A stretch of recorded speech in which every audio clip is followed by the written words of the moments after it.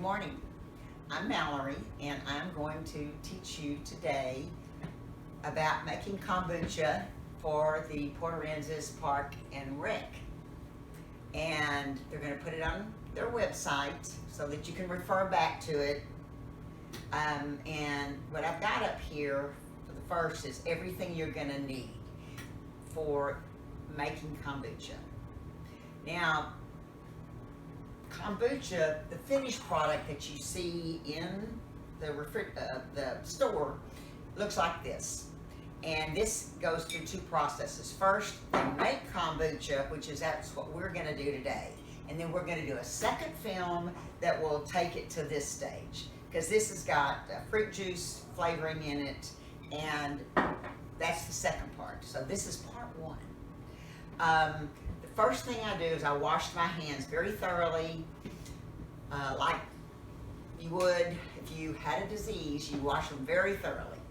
You don't want anything on your hands.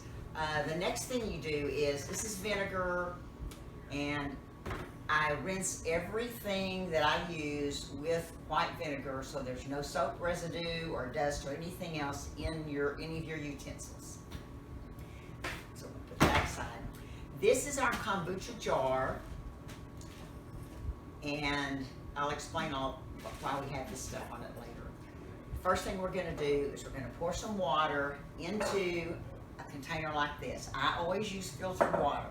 If you would rather use spring water, IGA has spring water in a machine outside their store. And if you have an old plastic bottles that you keep, say for hurricane water, or that you need to fill up when a hurricane's coming, you can go get that there for 35 cents a gallon, and then you're not buying plastic. So we have filtered water. We're going to pour it in a container like this, and then I'm going to microwave it until it boils. If you would rather do it with a pan on the stove, that's fine. I've done that too. I just happen to like doing this better. Easier to pour.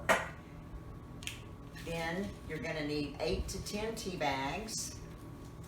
We're basically just making tea. And if you want to use green tea, you can, or flavored tea, you can. I just choose to use plain black tea. This is Lipton. You need a cup of sugar. Some people say use organic sugar. I don't think it matters, but it is pure cane sugar. And then last, what we'll put in the tea once we make it is something called a SCOBY, which is in this container, and I'll pick it up when we get to that point. I don't want to touch it with my hands unless I just wash them and make sure they're extremely clean.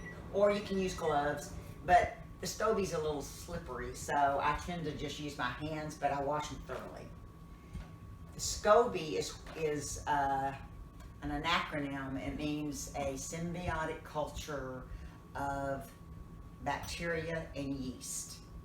And to get these, you need to get one from someone who makes kombucha, because these multiply once you make it. And I have like 4 in here, and I really only need 1. Or you can get them online now. You can have them sent to you. So that's where you get your SCOBY. It's not something you can go purchase somewhere. I have already microwaved water to a boiling point. So what I'm going to do is put my tea bags in there, and I'm going to let them steep for a few minutes. Probably 10 minutes or so, we're going to let this steep.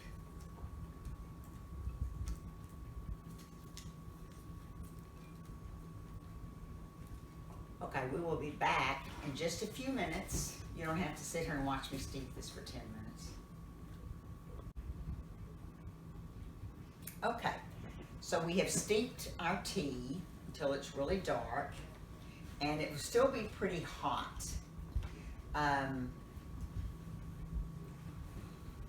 So at this point, what I do is I take my jar And if you want, you can buy a jar like this, but what I did was I bought pickles. This was full of pickles and I ate them and then I used the jar. It was cheaper than buying a new jar. And I want my sugar to get dissolved, so I'm going to take out my tea bags. Let's see here.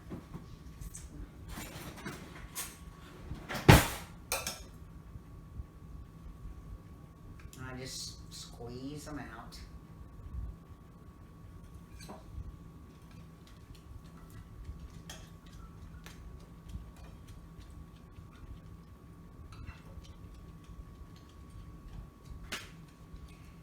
And pour my sugar in there. It's a cup of sugar. And let it dissolve really well.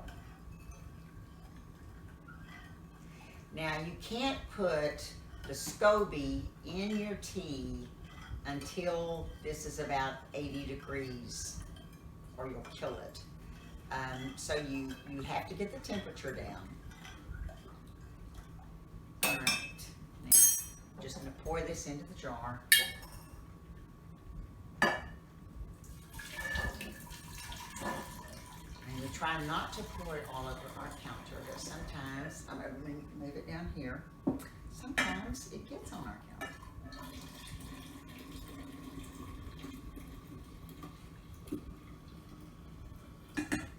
All right. Now, I'm going to take the rest of my filtered water or your spring water and pour that in there, and this helps to lower the temperature to what you need. Now don't go all the way up because I need to leave room for the SCOBY. So now I'm going to put our SCOBY in there, and I'm going to wash my hands really well again before I touch this, so that I don't know if you can see me over here, but I'm washing my hands.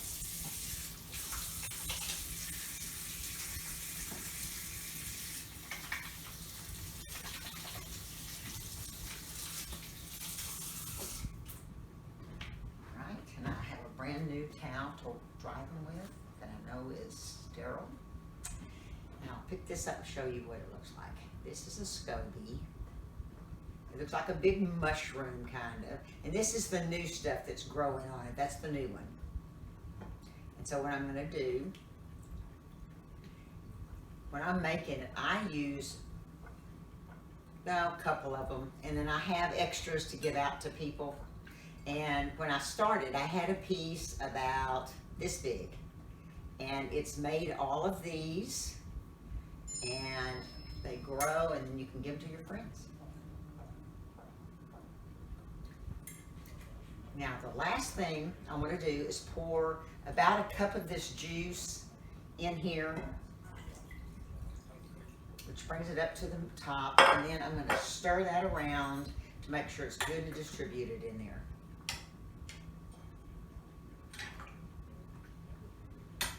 Now, you're ready to do this.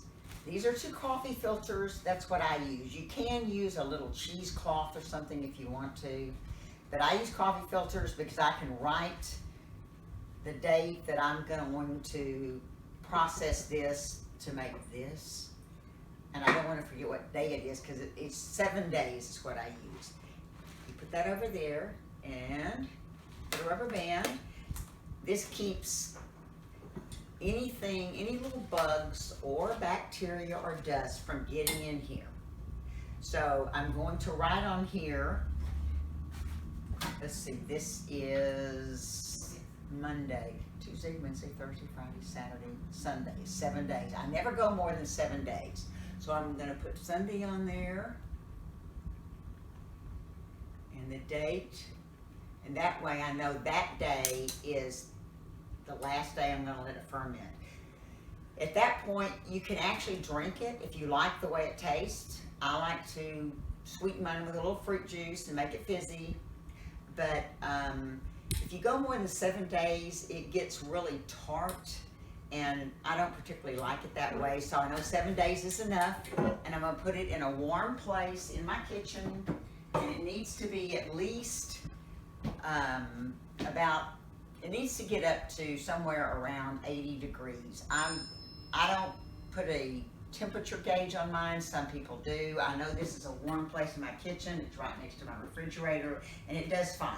So I don't worry about that part of it. In the winter, I worry about it more in the winter, the temperature part of it, but not in the summer.